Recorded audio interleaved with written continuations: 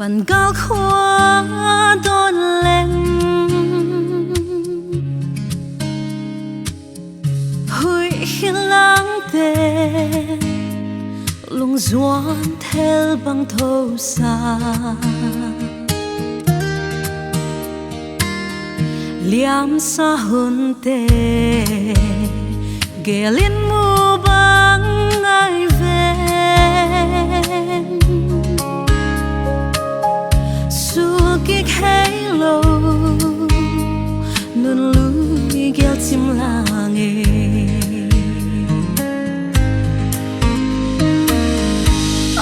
bằng chiếc chàng khát đắng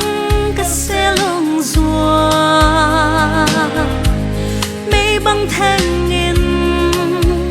buồn băng cả băng vinh hiên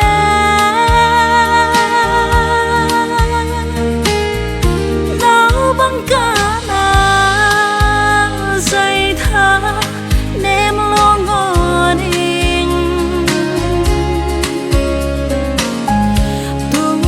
mang ngô kỳ doan hông em về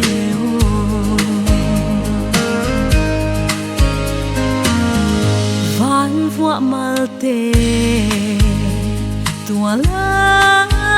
kia in thăng van lùm mây cái đón chim làng xin lại hùn tết theo băng thâu xa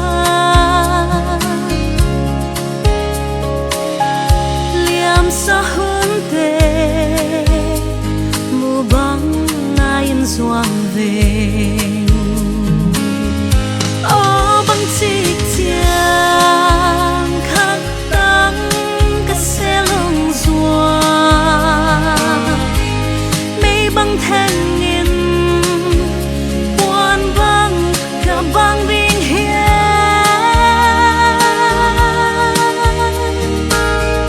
đau băng cả na dây thả ném lo ngon in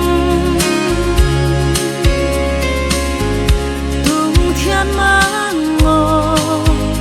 kỳ doan hông em về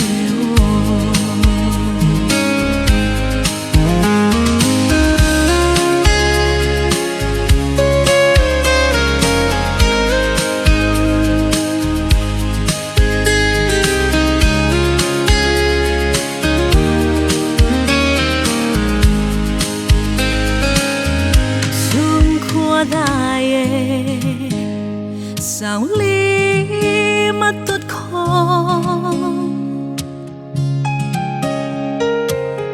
theo não vuông đial tên doan hôn phô hoa ngã alva hàm tên cả lung hôn lên